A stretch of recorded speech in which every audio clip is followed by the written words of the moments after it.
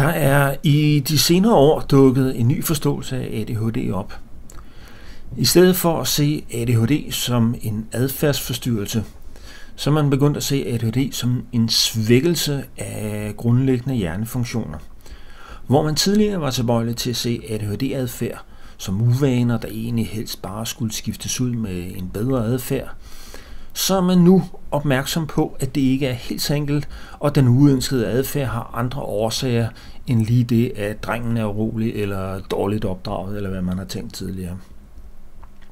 Man har snakket om, at ADHD er en diagnose, der tildeles børn, der er lidt for friske, og at Emil fra Lønneberg ville være i risikozonen for at få en ADHD-diagnose, hvis han var vokset op i sådan vores moderne behandlersamfund.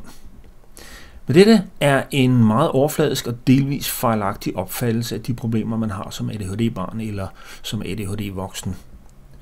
Det er selvfølgelig rigtigt, at der er en adfærd, som passer dårligt ind i en skole eller en arbejdsplads, og dette er et problem. Men når man begynder at se på årsagerne til, at det er sådan, så viser det sig at være en anden historie. Denne adfærd skyldes ikke, at vores forældre er for laissez-faire i deres opdragelse. Det skyldes ikke, at barnet er lidt for frisk, for modig eller for uopdraget. Det skyldes ikke, at man har dårlige venner eller er mere interesseret i udendørs aktiviteter. Hvis man begynder at se nærmere på, hvad der foregår, så bliver det klart, at de adfærdsvanskeligheder, som ADHD-børn har, skyldes, at de har ringere kontrol over deres adfærd. Og hvis man ser det fra en neuropsykologisk vinkel, så samler interessen sig hurtigt omkring det, man kalder eksekutivfunktioner. Det vil sige den del af hjernen, der tager sig af styring af opmærksomhed og adfærd. I løbet af de sidste 10 år er der sket et skift, sådan at det nu er langt mere fokuseret på impulskontrol og opmærksomhedskontrol, selvkontrol, egenregulering og en række andre hjernefunktioner, der hører ind under normal eksekutiv funktion. Dette fokus giver en noget anden forståelse af ADHD. Det begynder at blive en smule mere klart, hvad der er årsagen til den uønskede adfærd, hvilket selvfølgelig er et stort fremskridt i sig selv. Men det, som er virkelig vigtigt, er, at det er blevet langt mere klart, hvad man kan gøre ved ADHD-symptomer. Hvis man ser problemerne som udtryk for ringe eksekutivfunktioner, så er det ikke længere strengt nødvendigt at vide, hvorfor disse eksekutivfunktioner er så forholdsvis ringe.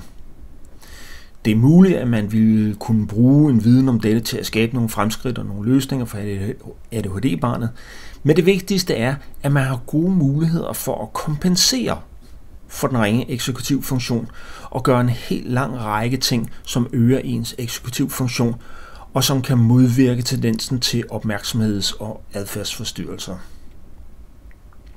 Menneskets eksekutivfunktioner er meget centrale for vores evne til at tilpasse os vores omverden og få det bedste ud af enhver situation. Men det er samtidig en meget skrøbelig funktion. Hjernen bruger i forvejen ekstreme mængder energi. Hjernen udgør ca. 2% af den voksne persons kropsvægt, men hjernen forbruger ca.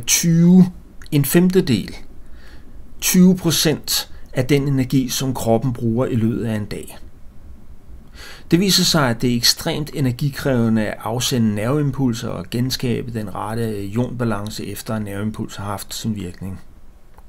Og disse faste udgifter til at holde hjernen kørende beløber sig altså til ca. 10 gange så meget energi, som kroppens organer i gennemsnit forbruger. Denne brug ser ikke ud til at ændre sig efter, hvad man laver og hvordan man bruger sin hjerne, men der er mange undersøgelser, der viser, at energi, kalorier, udgør en begrænsning for, hvor meget vi kan bruge vores eksekutivfunktioner og udøve selvkontrol. Den letteste måde at forstå dette på, er at se det høje forbrug som en sårbarhed. Når vores krop ikke har tilstrækkelig energi, så er hjernen det første organ, som bliver påvirket. Og der er meget, der tyder på, at netop selvkontrol og eksekutivfunktioner er det første, der svigter, når vores hjernes energiforbrug er begrænset. Det er derfor afgørende vigtigt at se på hjernens energiforsyning, hvis man vil opnå en god selvkontrol.